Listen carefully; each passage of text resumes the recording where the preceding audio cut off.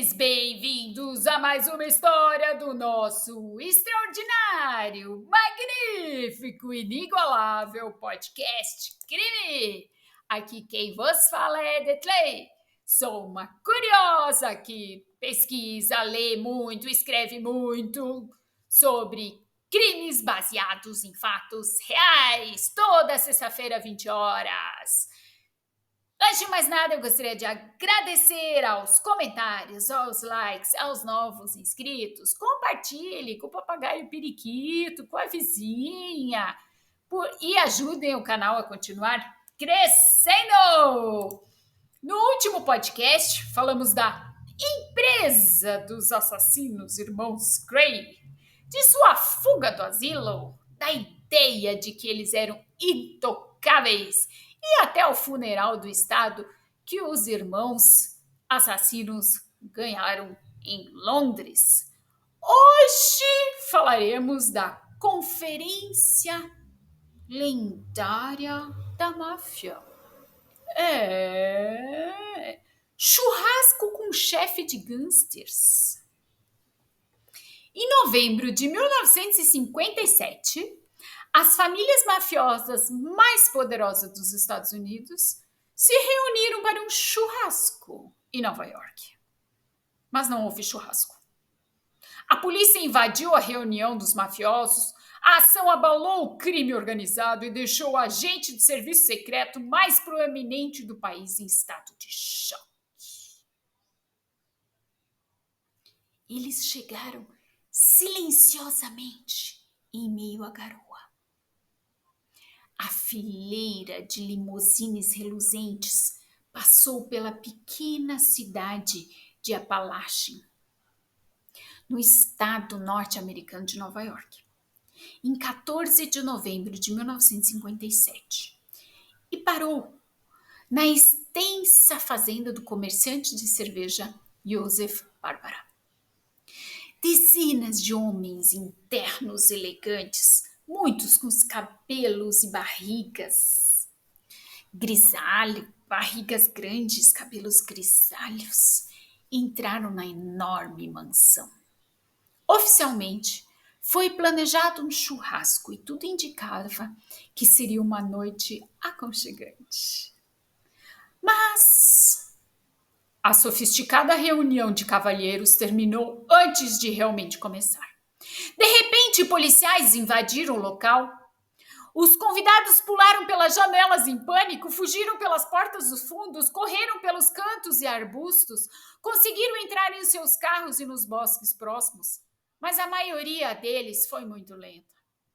58 homens foram presos naquele dia pela polícia, que, de acordo com o Pittsburgh Press, havia seguido uma denúncia do seu investigador Edward Croswell na pacata vila.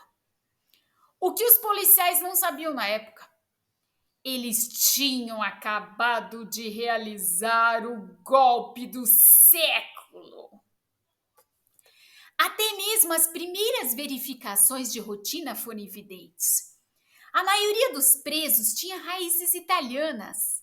Eles tinham viajado de todos os cantos dos Estados Unidos para essa reunião. Da Califórnia, da Flórida, de Ohio, de Nova Jersey e de Illinois. O grupo também tinha um total de $300 mil com eles quando foram presos. Depois de uma olhada nos arquivos de polícia, 2/3 dos homens tinham condenações anteriores. 23 deles tinham até mesmo cumprido penas de prisão por abuso de drogas, posse ilegal de armas, assassinatos. Aos poucos, os investigadores perceberam que a festa não era um churrasco discreto, mas a maior conferência de mafiosos da história dos Estados Unidos até aquele momento. E a importância do churrasco continuou a crescer. A reunião de Apalachim se tornaria um ponto na virada da política interna americana.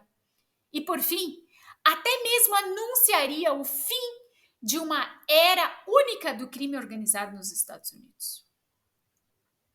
A reunião em si já havia sido o resultado de uma crise latente no submundo. Após as tentativas de assassinato dos dois mafiosos, o principal mafioso de Nova York, Vito Genovese, organizou a reunião. No entanto, seu plano de ser confirmado como padrinho pelos principais líderes da máfia do país, que haviam unido forças na comissão, foi frustrado pela invasão. Ainda não está claro o motivo. Algum mafioso teria traído a reunião secreta para se livrar elegantemente do polêmico Genovese? Essa especulação logo apareceu nos jornais dos Estados Unidos, mas não há provas. O que está claro, entretanto, é que a reunião cancelada de Apalachin não reconciliou as famílias rivais. Em vez disso, trouxe seus oponentes mais fortes para a cena. A notícia das dezenas de prisões atingiu a sede do FBI como uma bomba. Até 14 de novembro, o chefe da agência, Edward Hoover, havia categoricamente descartado a existência de uma máfia americana e de qualquer tipo de crime organizado nos Estados Unidos. Oh, coitado! E, portanto, não havia feito nada para combater o crime desenfreado no submundo. Agora, no entanto, todos os americanos podiam ler nos jornais que a rede sinistra de fato existia.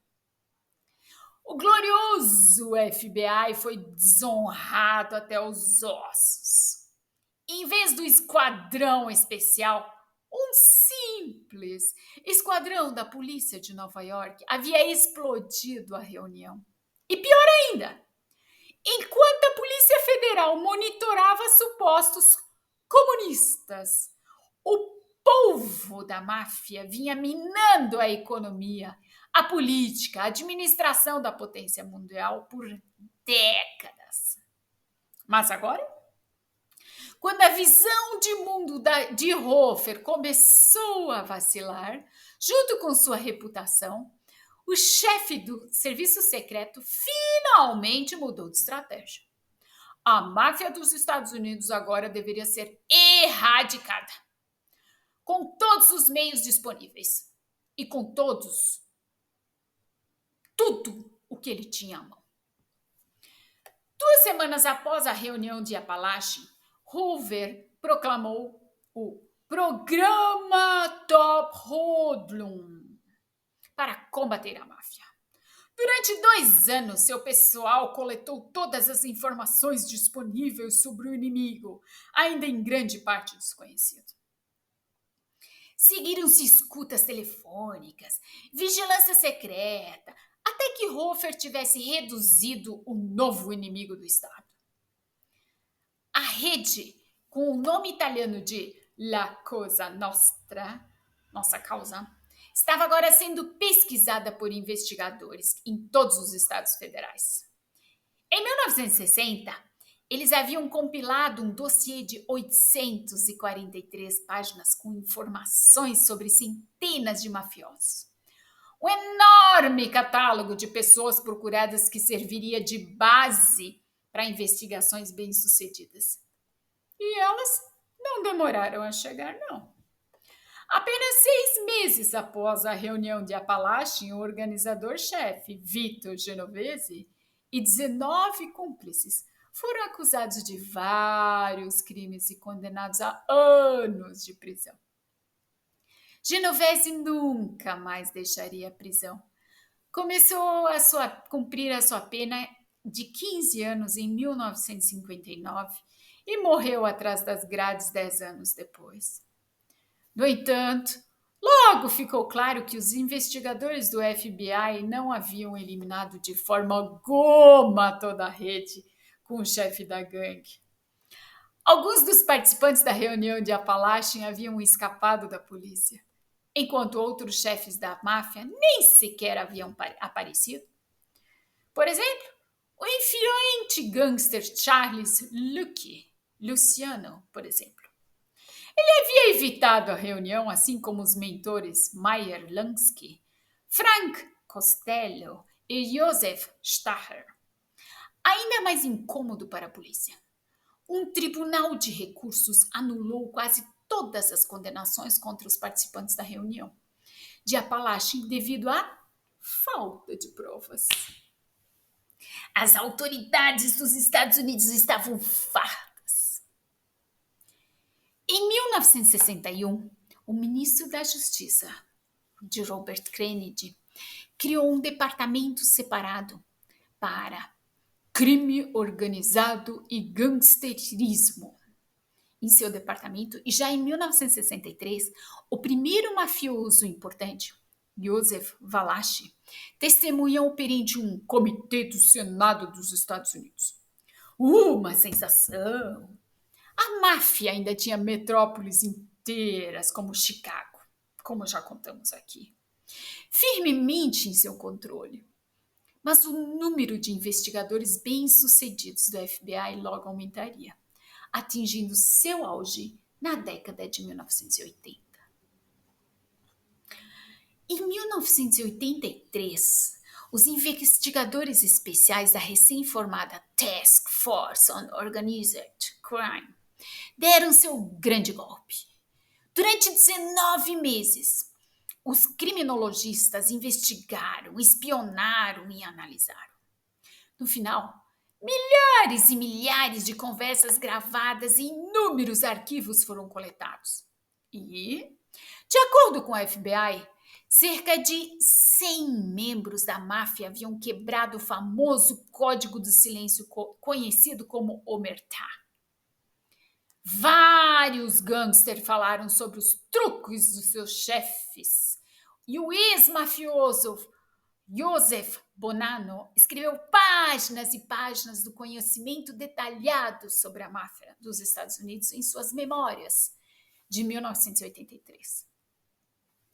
Alguns desertores até usaram aparelhos de escuta para se infiltrar no submundo.